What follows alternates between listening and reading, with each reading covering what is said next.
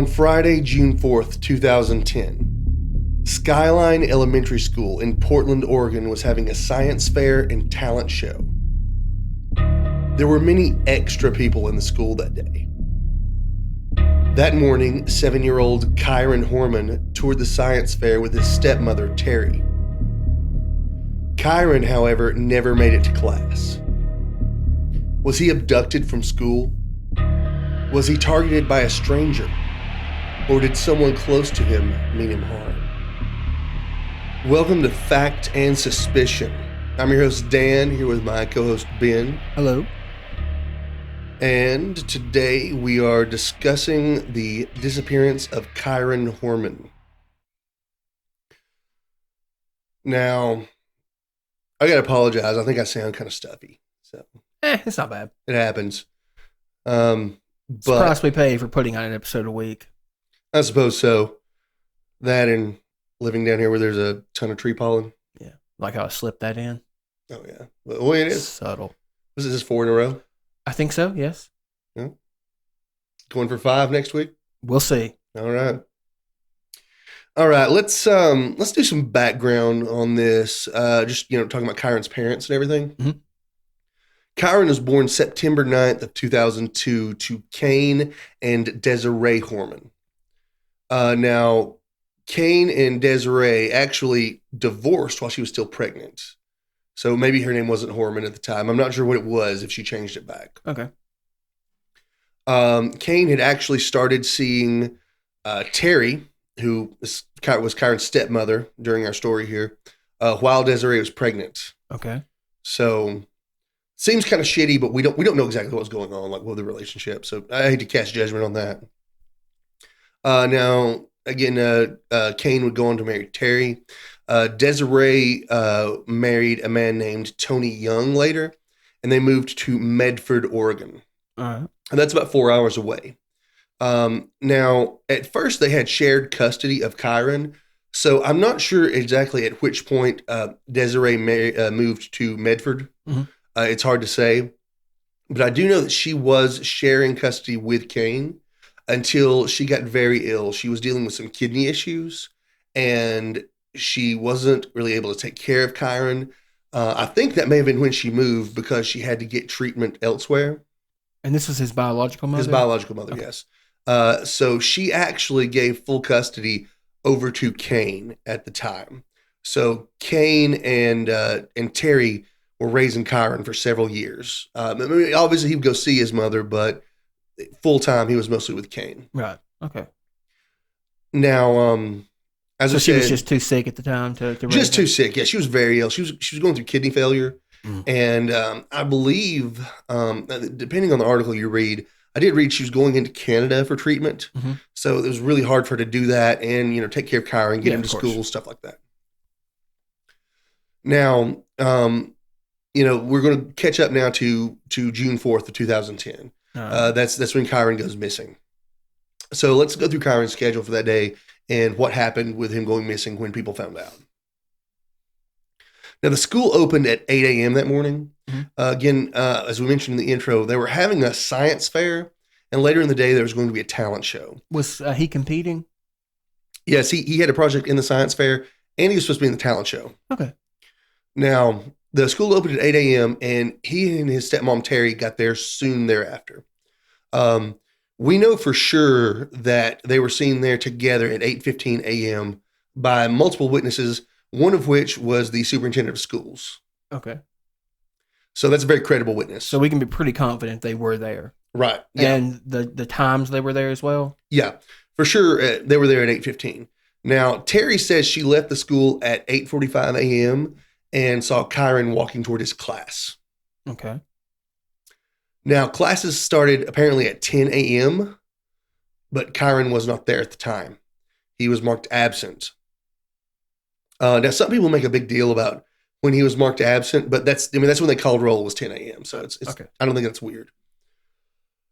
Now, at 2 p.m. that day, Kane gets home from work, and Terry's there already, right? He actually came home early that day. He was going to finish off work in his home office, and then he and Terri and their daughter were going to take Kyron out for ice cream to celebrate the science fair. All right. So at 3:30, both of them walk down to the bus stop to meet Kyron, but he doesn't get off the bus. He wasn't there. So they call school and they said no, he was absent today. So they rush down to school, start looking for him. They speak to the secretary. I said no, he was just marked absent today, and the teacher comes out and says, well, Terri told us that he had a doctor's appointment today, and they didn't know about this. So we didn't think about it. No, the teacher thought that Kyron had a doctor's appointment that day. But did the father know about this? Well, according to Terri, the doctor's appointment was actually the next Friday. Okay. So it was some kind of miscommunication. Kyron's backpack, however, was found in his classroom that day. They saw it there. Now, some people would say, that should set off alarms. But the way I think of it is, the kid's 7 years old. He could have just left his backpack there the night before, accidentally, right? Would he have had access to it while they were there for the science fair? Yeah, I think that's probably what happened is they got there before they went down to the science fair. He just ran and left his bag in the room. That would seem to make sense. Yeah, that's what I assume. I mean, I don't have any police verification of this, but that's what it seems to be. Yeah. Depending on the article I've read, at either 3:46 or 3:56, the school secretary calls the police to report Kyron missing. And the police are on the scene by 4:30 to start the investigation. The sheriff contacted the FBI pretty much immediately. Has anyone heard from the stepmother by this point? Well, the secretary actually that was the stepmother that was there. Oh, okay. The biological mother, the secretary contacts her. Okay. Which is really strange to me. You would think Kane would give her a call, right? You'd think so, yeah. But no, the secretary calls her and says, have you down as an emergency contact for Kyron Horman? And she's like, yes. Obviously you're going to panic when someone says that, right? Right. Well, he's missing. So Desiree and her husband, Tony, they rush down, obviously, but it's 4 hours away. Again, the sheriff contacted the FBI pretty much immediately once they figured out what's going on with the situation, which is good. We always like to see local police contact the FBI when a child is missing. You want to use those resources. Now, by 8 p.m., we've got the first search team arriving at the school, and they get started. So we've known Kyron was missing since about 3:30. We get an official search going at 8, but people have been looking all over the place for him before that, right? Yeah. Now, I think that because Terri was the last person to see Kyron, right? It's important that we look at what she did that day. Yeah, and obviously police were going to look at that as well, right? Do they suspect her immediately? I wouldn't say suspect her immediately. I think it's normal to have a little suspicion of a step parent in this sort of situation. And I hate to say that. I mean, I'm a step parent as well. And step parents, a lot of times they get some harsh looks when one of their stepkids go missing. Yeah. And, I would say, a lot of times they have nothing to do with it. They're loving parents, right? But especially stepdads, they get looked at immediately, right? They think, oh, this guy could be violent. He could have hurt somebody. Well, with Terri, I don't think they're looking at her immediately. Statistically, though, I mean, step parents are, I believe last time I looked at it, they're considerably more likely to harm children that aren't their biological children. It's true, but I think it's rare for a stepmother. If that makes sense. Yeah, I think it's men are more violent generally, so any crime statistic, men are going to be on top of. But the fact with her being a step parent and being the last person to see Kyron, it's important we look at what she did. Now, remember, she left the school about 8:45. Okay, now why the hell were they having a science fair that early?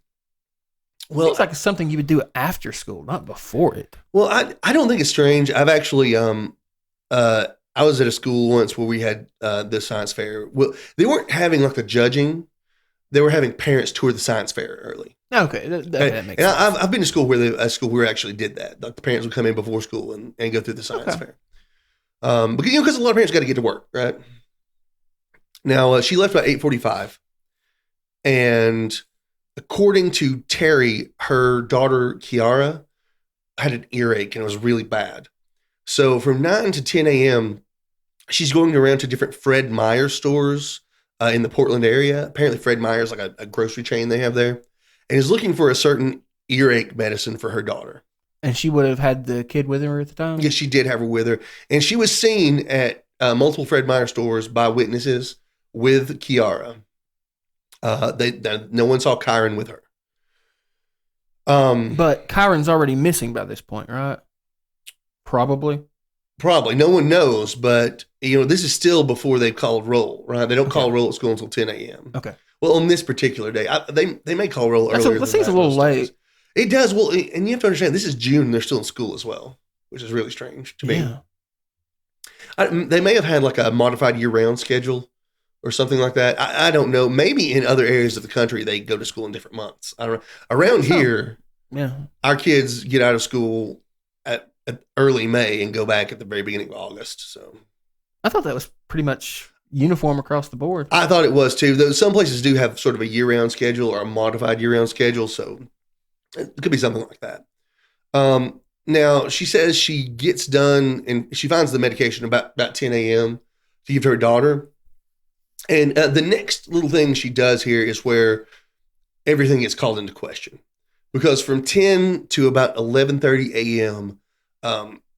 Terri says that she was driving her daughter around trying to get her to soothe her to sleep, because she had that earache. Mm-hmm. And driving a lot of times will soothe the small child to sleep. How old was this kid?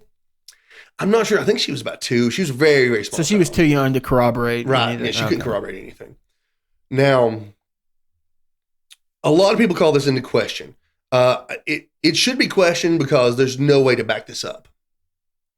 But some people question, why are you driving this kid around? That doesn't make sense to me. In an hour and a half of it, even if you are soothing her to sleep, why don't you drive around for an hour and a half?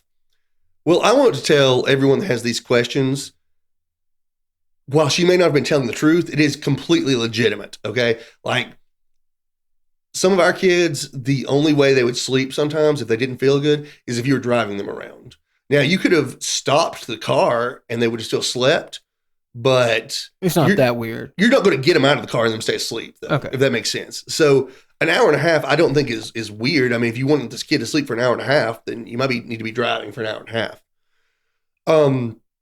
However, the next part of the story, I've never heard anyone who breaks this case down call this into question, but I'm going to just go ahead and say it. Now, at 11:49 a.m., Terri checks into her local gym to work out. Okay. And everybody says, oh, well, they have a daycare at the gym, so she can leave her daughter at the daycare. And everybody thinks this is completely normal.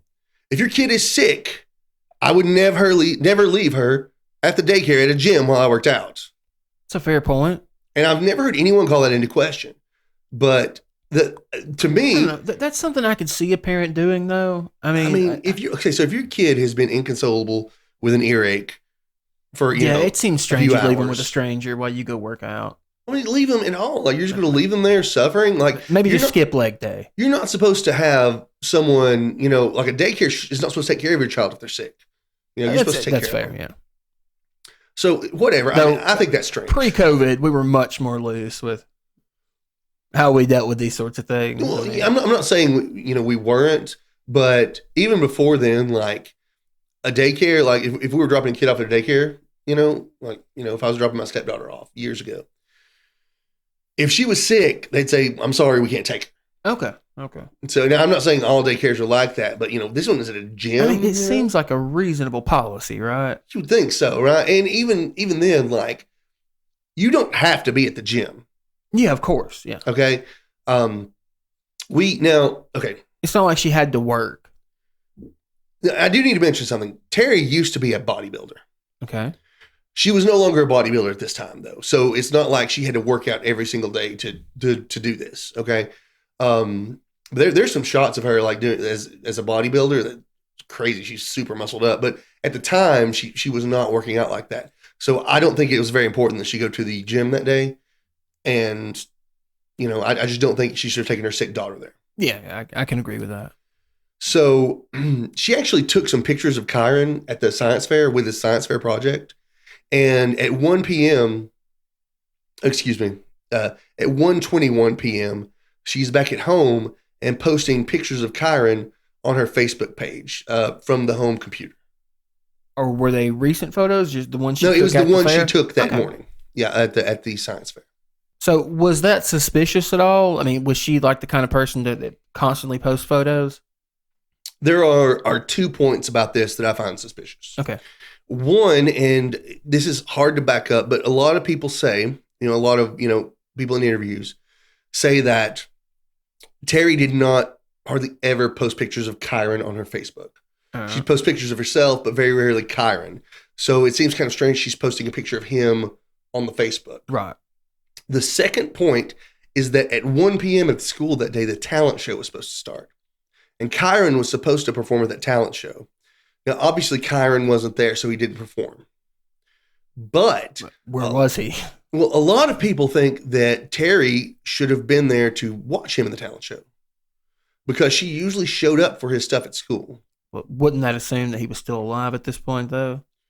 Well, right. Did anyone ever see Kyron without her at the school that day? We have no verifiable accounts. There was one kid that said that he or she, I'm not sure if it's a boy or girl, saw Kyron about 9:00 in the school at one of the entrances. And this is according to police. So this is verifiable at the time. They had a report of this. However, they backtracked it after they did interviews with other people because like one small child isn't really it doesn't tell you anything. It's not a good source. So they backtracked that. So do we know the latest that anyone saw Kyron there? No, we know he was seen at 8:15. We know that Terri said she left at 8:45 and saw him, but that's really about the only reports we have. So her story is that she left him there for the talent show and went to take care of her sick kid, right? Yes.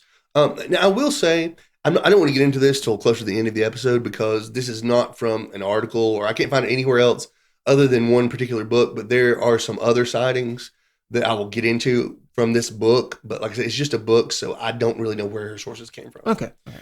That's fair. Now, I'm not trying to say the person that wrote the book, there's anything wrong with her. She's not reliable. It's just, but it's only coming from one book. I don't have multiple sources on this. Now, like I said, but a lot of people said, she usually showed up for his stuff at the school. So if she had dropped him off, knew he was having a talent show that day, she should have showed up to the talent show, right? Stands to reason, yes. That seems a little suspicious to me as well. Now, Monday, June 7th, this happened. To be absolutely fair, sorry to cut you off, but to be absolutely fair, if we take her at her word about the sick kid, it makes a little more sense. Like she may have been there if not for the sick kid. Well, maybe, but she did take the sick kid to the gym. I mean, of course, that's me being as charitable as possible, right?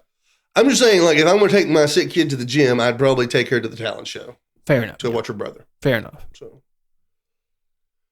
unless she's just an incredibly selfish person, which... Well, considering she went to the gym and left her sick kid there instead of just going home. Right. And, I mean, that's one conclusion you could reach, I think. And viewers, you're going to think I'm just sitting here building a case against Terri throughout this entire episode. And you could argue that's true, but I'm going to argue that Terri built this case against herself. Just bear with me here for a minute. Take it away. Monday, that happened on Friday. Kyron went missing on Friday, the 4th. Monday, June 7th. The search is still going on. It's another business day. It's another school day. Classes resume. People are handing out flyers, still searching for Kyron all over the place. Police are out watching intersections close to the school to see what kind of people are coming through, and they're looking to see if any sex offenders might drive by. They're taking down tag numbers, stuff like that. See if someone's coming back to the scene of the crime. Basic police due diligence. Yeah. And, we've got a lot of work going into the search for Kyron at this point. Well, as we said, Terri, she's pretty active on Facebook. And she makes a Facebook post Monday. You know what it said? I'm sure it's going to be good. Hitting the gym. Oh, dear God. That's almost as bad as the one from last week or maybe it was the week before, where they took the movie rental back while their child was missing.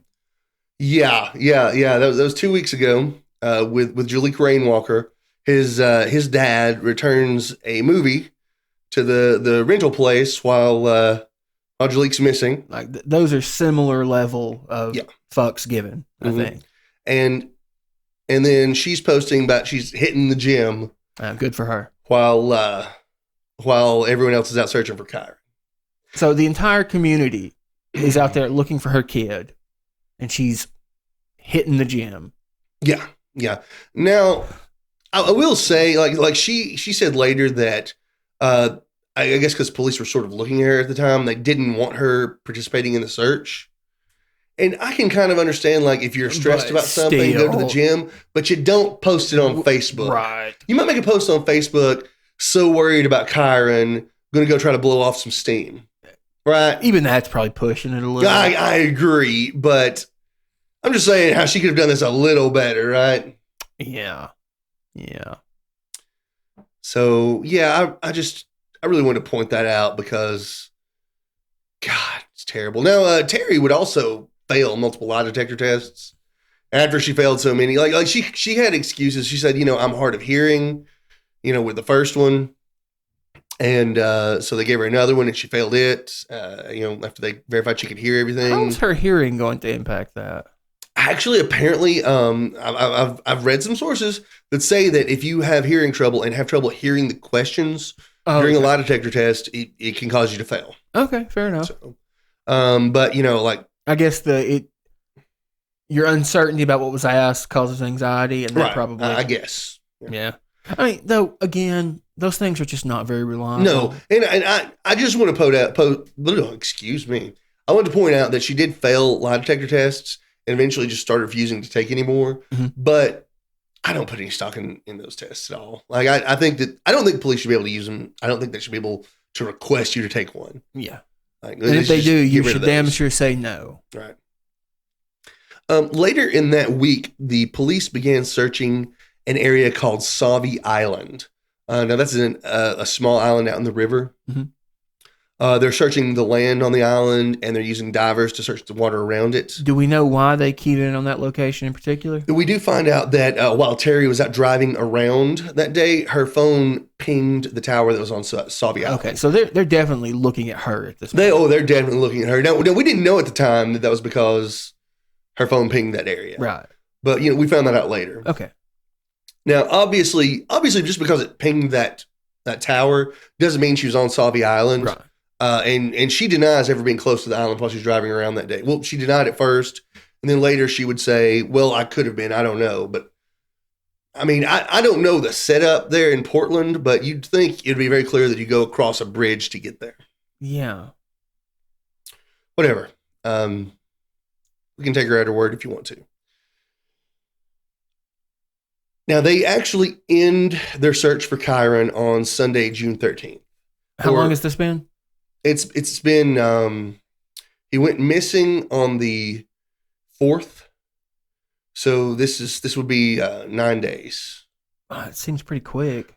Well, at this point, they're no longer searching for, they don't think that Kyron, he's either been kidnapped or he's dead. Dead. They don't think he's out there in the wilderness anymore, if that makes sense. Yeah, they will continue to search, for a body, but they say they pivot more toward a criminal investigation at that point. Okay. And, they're presuming he is either dead or kidnapped, right? With someone that has meant him harm. And she's still the prime suspect, I imagine. Well, she was never actually named a suspect. I don't think she was actually named a person of interest. Really? But they definitely looked at her. Okay. Like, and there is a lot of stuff to point toward her too. Now, you're not going to believe this one. Is it worse than the tweet? Oh yeah. Okay. And I'm going to say though that we're not 100% positive that she did this. Okay. But at some point, and we don't know exactly when this was reported to police, but a man goes to police and says that while he was working for the Hormans as a landscaper, mm-hmm. that Terri approached him wanting him to murder Kane for her. Excuse me.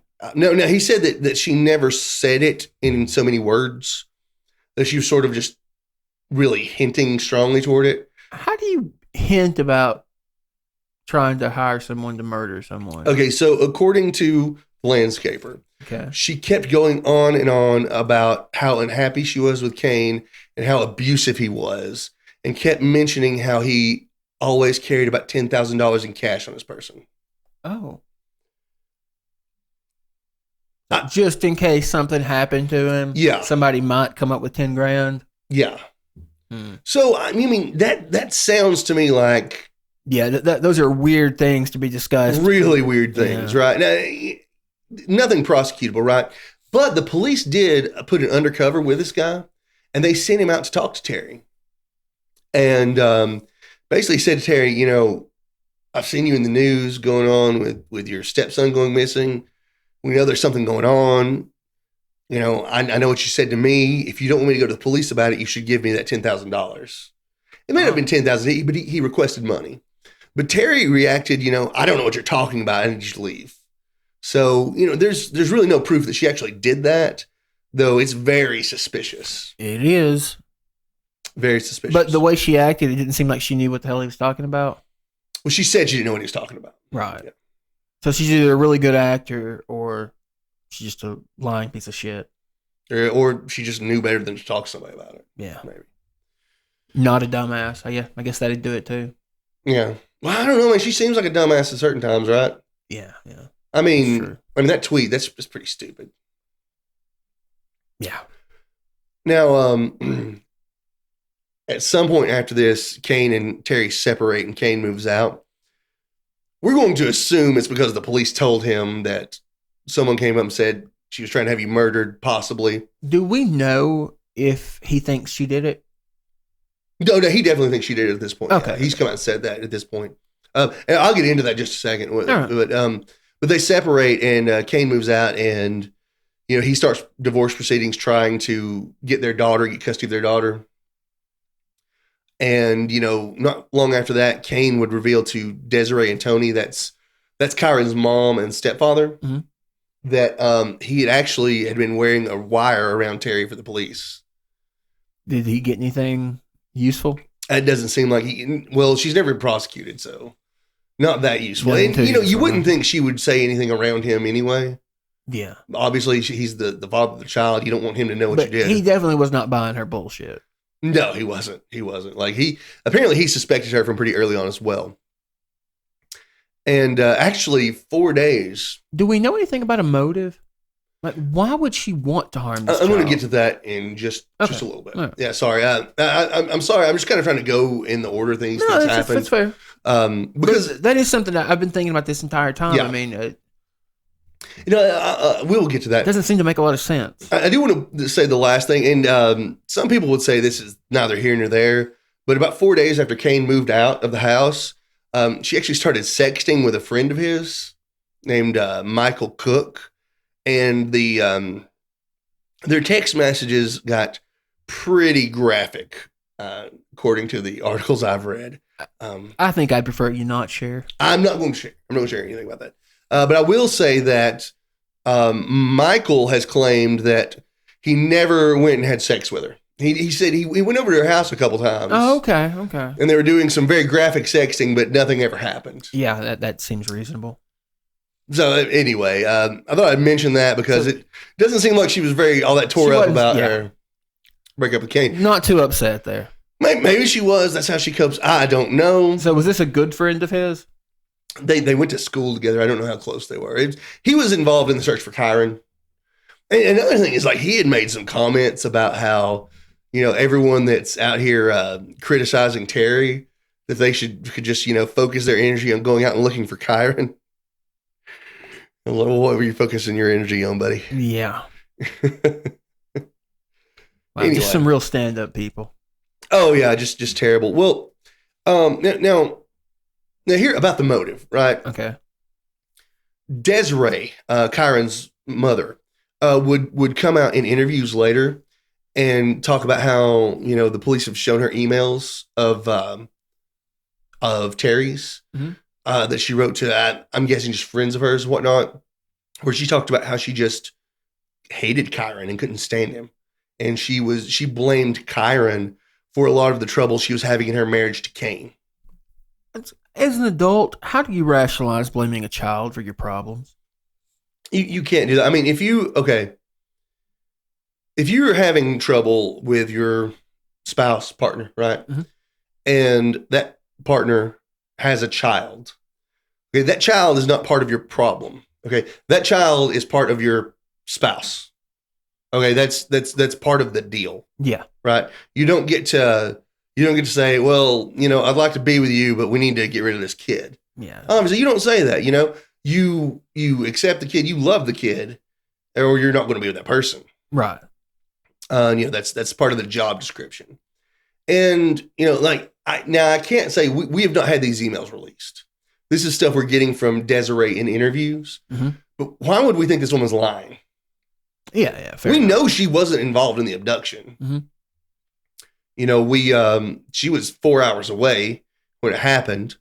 And, according to her, she just started to find out stuff from Kane, after the fact that was really disturbing. Kane told her that Terri would get just like fall down drunk in front of the kids. Oh. And, you can't do that in front of small kids. And, Desiree was just furious with Kane. And early on, you had Kane, Desiree, and Tony, that's Desiree's husband, were all really united in their efforts to get Kyron back, and they were working together, and they seemed to, be getting along really well. But then you end up with this huge rift between Kane and Desiree and Tony. Now, obviously, they're still all working to get Kyron back, right? But Kane just, the fact that he tells her that all this stuff had happened, and he never told her about it before.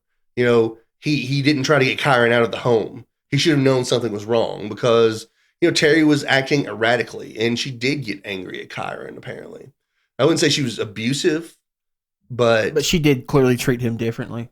Yeah, treated him differently, and, was unhappy with him and was getting really drunk all the time. It just, there were some red flags. There were some red flags about Terri. And, I think it would have been fair for him to let Desiree know about that, or, to try to get Kyron out of the situation, right? If you've got this stress building up, maybe it's a good thing if Kyron goes and lives with his mom for a while. Yeah. Let that cool back off at least. Even Could if she have dealt with him though?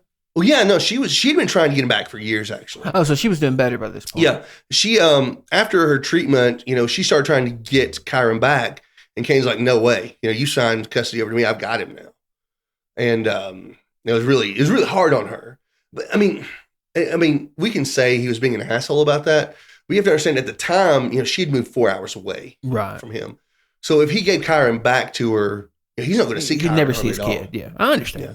And I get that. Now, I don't think that was him just being an asshole, right? I think he loved, Kyron and wanted him around. I think he may have dropped the ball on some warning signs, but that doesn't make him a terrible person or a bad parent, really. Did he ever confront her or talk to her about her drinking, or? Yeah, I don't know about that. This is information we really get from Desiree, not as much from Kane. Now, Kane has done interviews, but he always just sort of lays the blame off, like saying, well, it was my fault, but it wasn't really my fault, Like in one interview, he said, sure, I should have been paying more attention to her, but we had so much stuff going on in our lives. We had a new daughter, the economy was going bad. Yeah, I understand it. I understand it too. So it's a very unfortunate situation. I mean, I don't think there's any way was around him. I don't think there's any way to know. Yeah, her behavior was somewhat disturbing, but how could you ever think to go from that to murder, right? I mean, do you think that's a reasonable belief to have had, that she might actually be a physical danger to the child? I don't think there's any way he thought she would have done anything like that. I mean, he wouldn't have stayed with her if he thought she was capable of that. And honestly, I don't think he thought she was capable of that really until he found out about the murder scheme. I mean, he may have suspected a little something, but I don't think he really believed it until he finds out, oh, she tried to have me killed. This one tried to have me killed. Maybe. We can't prove that. That guy may have been lying just to get some attention. Possible. I mean, you know how people do shit like that with these big investigations. And this one was big news. Part of me thinks that had that been true, she probably would have reacted differently. Yeah, she did. According to the documentary and the articles I read, she reacted pretty, cool about it and just said, "No, I don't know what you're talking about. You got to leave." So I'm not sure that she really tried to do that. Now, of course, she also knew that the police were on to her at that point, so it might not have been a huge reach for her to think he might be working with the cops. No, I mean, her phone, she already knew her phone was being monitored. Oh, really? Yeah. Yeah. I mean, we've got text messages between her and Michael Cook where she actually said, "I've got a clean phone if you'd rather switch over to that." And he's like, "What are you talking about?" It's like, "Well, they're monitoring my phone." He's like, "Oh." So she had a burner phone one of her friends bought for her. She was texting people on, So she was actively trying to avoid it. Oh, yeah. Yeah, what?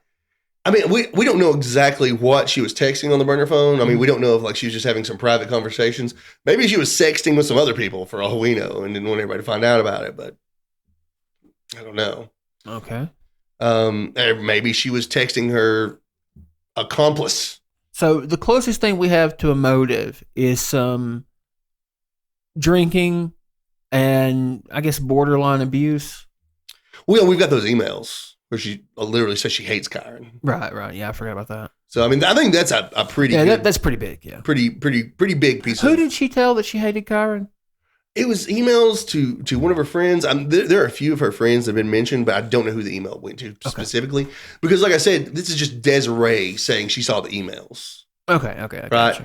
So we don't know. The police haven't released these or anything. Okay. Yeah. And I mean, you have to believe Desiree to believe that too. But I mean, I don't see why we don't believe Why Desiree. would she lie about it? Yeah. I mean, obviously she's just trying to get the truth and find Kyron, find out what happened to Kyron. Now, like I said, we don't have, there's no real evidence anywhere, right? I mean, they never found Kyron anywhere. They didn't find his body. They haven't found him alive. Never been found. Obviously, if he was killed, we never found any kind of murder weapon. They've searched any local bodies of water? Yeah, they did search that one around Sauvie Island. Okay. They've searched a lot of areas for Kyron. And also, you have to consider, she was driving Kane's pickup that day. Now, according to her, she drove that pickup because they had to haul Kyron's stuff to the science fair. Mm-hmm. So there is an excuse for that, right? Not like you just have to haul a body or something, right? Yeah. But even if like, let's say she did kill Kyron and transport his body in that, Kyron's DNA he's a 7-year-old kid. It's going to be all over that truck. It's his dad's truck. Of course. So what can they find? You're going to have I guess you could find decomposition, but hell, would there have even been time for the body to decompose? Probably not. Like in the time frame she was working with? Yeah. Probably not. And if she, let's just face it, like this is 2010, right? If this woman watched murder documentaries, she knew what to avoid doing. Yeah, fair enough. I hate to say that, but we probably help people out and figure out how to commit crimes. I don't really want to think about that. Yeah. Well, nobody's watching us anyway. That's true. Like Oxygen and ID are way bigger culprits than we are. Fair enough. We don't have forensic experts coming on. I'd like to have one though.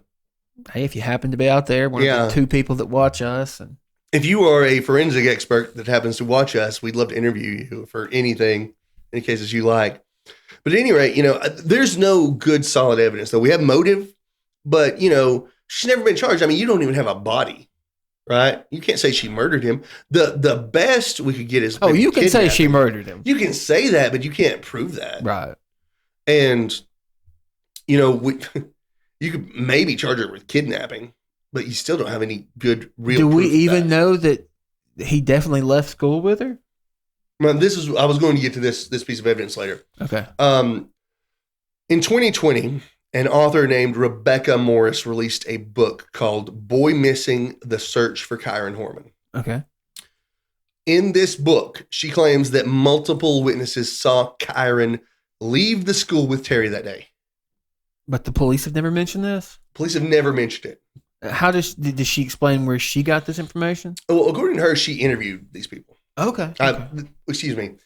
According to the news article I read, I have not read the book. I apologize. Okay. But I read a news article about this. And according to that news article, she interviewed these people. She says that Kyron's bus driver saw Kyron leaving with Terri. a classmate of Kyron, so I'm leaving with Terri, and 2 of that classmate's family members. Now, like I said, have we heard from any of these people? No, this is just an article from this book. This book is really the only thing that claims that. Okay. Now, I don't know what that means because I don't have like a bunch of news articles backing this up. Okay. So I can't say for sure that happened. Now, I'm not trying to drag Rebecca Morris through the dirt. I'm not saying you're not reliable. I just, for me to claim something, I need multiple sources. Right, of course. Now, if that did happen, I think you at least have enough evidence for kidnapping.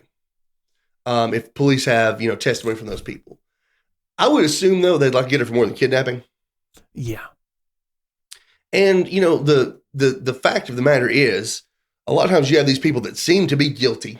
I can't say this woman's guilty. I think it is completely possible with, hundreds of extra people in the school that day that some stranger slipped in and just decided he was going to take a kid with him that day. I doubt it. But for no other reason than her behavior after. Yeah, with all the circumstantial evidence that points toward her, though, I doubt that, right? But, I can't say for sure that she did it. But it is feasible. It's very feasible, and I think that the police would like to get her for more than kidnapping at any rate. Yeah, of course. And if this is true, though, if these people did see Kyron leave with Terri, then obviously, she either trafficked him or killed him. Yeah. What other conclusion is there? There's no other way to it. Especially considering she says that she wasn't with him, right? Exactly. Why lie about that? Well, I guess if you haven't done something with the kid, why would you lie about, I guess if you're a habitual liar, I don't know. She claimed over and over she wasn't near Salvia Island, but she did ping off the tower. Now, you can ping off of a tower being a distant ways away, but yeah, it's hard to say.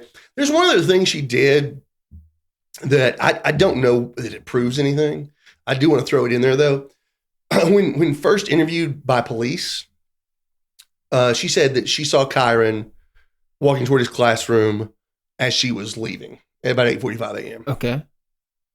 Now, she would say in later police interviews, like several days later, that there was an unknown male close to him when she was leaving. Convenient. Very convenient, and you'd think you'd throw that in at the beginning. Yeah, of course. Especially when you're panicked trying to figure out what could have happened to this kid. Like, I saw this dude next to him. We got to find that guy, right? Right. Like, that's not something you casually think of later. So, that in combination with what Rebecca Morris claims in her book, in combination with the fact she doesn't seem to give a shit most of the time. There have been times she really cared. Like, she was on press conferences crying and stuff too. I can't say she wasn't. But, she was hitting the gym, right? She's, while Kyron's been missing, he's been missing for a while. There's still this investigation. She's having an affair with this guy just a few days after Kane moves out. Tears in front of a camera don't mean much to me when you consider the rest of her behavior. No, I know, right? And like I said, it's all circumstantial, really. But I don't see any way she didn't do this, honestly. I think there's a possible chance, but God, she had to. Yeah, I would have to agree. She had to. I think she killed him. I think she probably had an accomplice. Maybe a friend of hers, maybe just some random dude she's having an affair with. Maybe there's another landscaper. Could be. What makes you think there was an accomplice? Well, okay. If she had her daughter in the car with her, drive around for an hour and a half, I just don't know that she'd want to go, are you gonna kill Kyron and go bury him in front of your baby? I would like to say no, but then it's hard to be in the mindset of someone who would kill a child to begin with. So, well, also you get the fact that what might seem beyond the pale to me probably right to them. But also, that she only had about an hour and a half there to do that. Right. So you're looking at getting far enough away, no one's going to find the body, burying the body, and, getting back to the gym and not having dirt all over you, like you just buried a body. You think it was probably premeditated? Do you think this is something she'd planned? If she killed him, this was so definitely premeditated. I mean, she obviously went ahead of time and confused the teacher by saying he's got a doctor's appointment Friday. That's true. She drove the truck that day. You know, she probably knew this science fair would give her a great opportunity. All these extra people in the school that day. Yeah, that's fair. So yeah, it would almost certainly have to be premeditated. Mm-hmm. Yeah. Now, one of the people she actually saw in the Fred Meyer store said that she might be like high or whatever, but she never stops and talks. So she stopped and had a decently long conversation with her and showed her a picture of Kyron she took at the science fair. So that person thought this is pretty weird that she's showing these pictures and all this stuff, weird behavior. Now, one other thing that you'd think of with this, right? Kyron was not with her in that Fred Meyer store. Yeah. So did she like kill him and just leave him in the truck? Maybe she's had him sit in the truck, but I feel like maybe I'm wrong, but by 2010, I don't think you're allowed to leave your kids in the vehicle anymore. Yeah, I wouldn't know. Like you're having, I mean, I realize he's not a baby, he's a 7-year-old, but it's, I mean, I'd say in the 2000s, mostly you get in trouble for leaving your kids in the car when you go to the store. You can't do that. The hot car deaths, everything like that. He's not an infant, but you just can't leave. It's a poor decision anyway, whether it's legal or not. Well, I mean, when I was a kid, like, shit, they left me in the car, right? Obviously, but like, hell, that's in the 90s. That's a completely different. Yeah. People didn't think about shit like this happening then. But they didn't when I was a baby, right? I was big enough to roll the windows down and crank the car and turn the air conditioner on. You know what I mean? But I don't know. It's just, there's a lot of stuff that goes into this. So you would think that she had to have an accomplice maybe take Kyron from her while she's going to the Fred Meyer stores. And, she actually had receipts from the Fred Meyer stores too. She, people saw her, she had receipts. It's like she's trying to build an alibi, right? Right. Then she's driving around for an hour and a half. Then she goes to the gym where everybody sees her. She has to sign into the gym. I hadn't considered that, but yeah, it does seem like she went out of her way. She posts something on Facebook that's very traceable. That's a good point. It does seem like she was trying to create an alibi, doesn't it? It really does. So you'd think she had maybe an accomplice to do some of the dirty work for her. And then she's able to, I guess they looked into the guy that she was sexting. Yeah, but I mean, she wasn't even talking to him before the search. Okay. He wasn't even somebody she really knew. Like, it was a friend of Kane's and he, met her during the search. And apparently he was just like texting her, checking in on Kyron and stuff. And somehow things escalated. She probably did it. I don't know. Yeah, she seems guilty as hell to me. Yeah. Though, damned if I could prove it.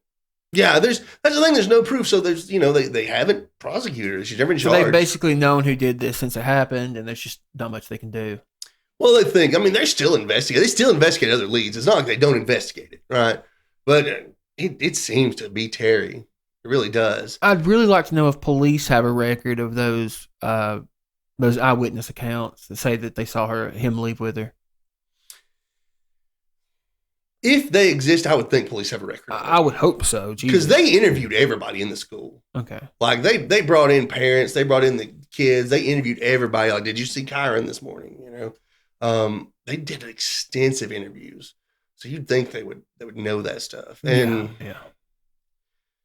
Sadly, obviously, the prosecutor doesn't want to bring charges against someone that is definitely guilty, but is going to get off with it because with double jeopardy laws, you can't charge them again later when new evidence pops up. Yeah, you're right. So I hate to say this, but maybe one day if they find Kyron's body, there'll be some evidence they can charge her with. But, well, I say by his remains at this point. So old. I mean, I would love it if they can find Kyron alive, right? No, I mean, but he would be, 19 at this point? The odds of that are slim to none. 18, 19 right now? The thing is, sure, these kids, someone could take them, they could get trafficked. But if they're still alive, by the time they reach their 20s, you'd think they'd show up. Right. I mean, I could be wrong, but you think eventually that, someone would see them somewhere. I mean, let's be honest, the 72-hour rule exists for a reason. Yeah. I mean, it just tends to be true. Yeah. Especially with a small kid like that, Yeah. Now, it was the summer in Portland, and I think they had pretty mild weather in the summer there, but. That doesn't really. Yeah. I mean, at least it wasn't cold. Yeah, but I don't think I don't think he was ever out there on his own. Yeah, I don't either. He died probably in that vehicle at some point. Yeah, probably right after the science fair. And it is heartbreaking too. You look at his picture at the science fair. Man, he looked happy. That's heartbreaking. He was supposed to be a happy kid. He did his science fair project on this certain kind of frog. I think it was a certain kind of tree frog that he was just obsessed with. He was so happy about it. Looking forward to the talent show later that day. His dad was going to take me to get ice cream when they got out of school. Jesus Christ. And I don't know. It breaks my heart for this kid. But that's pretty much the case. I mean, you can judge it as you will. Like I said, a lot of people will say that I'm just sitting here building a case against Terri. I think the conclusion here is just pretty simple. Yeah, I mean, I think that... I don't think it's overly complicated, to be honest with you. Yeah, this is... I mean, she did this to herself. She put all that evidence out there. She did something. Well... But that's about it. So, you want to... take us out? Yeah. We'd like to thank you for listening to Fact and Suspicion. If you've enjoyed this episode or any of our other content, we'd love it if you could like and subscribe. And please tell a friend about us. If you have any feedback for us, or if you have an episode you'd like for us to cover, and we are more than willing to take some suggestions at this point. We're trying to put out a lot of content. Yeah. Get one every week. Contact us through email at factandsuspicion@gmail.com or through Twitter @andsuspicion. I think we've been pretty good, too, about covering the cases that people have recommended. Yeah. And, we're more than willing to, as long as I can find enough sources for it. Yeah. It's important that I can find sources, because I don't want to come on here and say something with nothing to back it up. Right. So, again, thank you for listening, and we'll see you next week.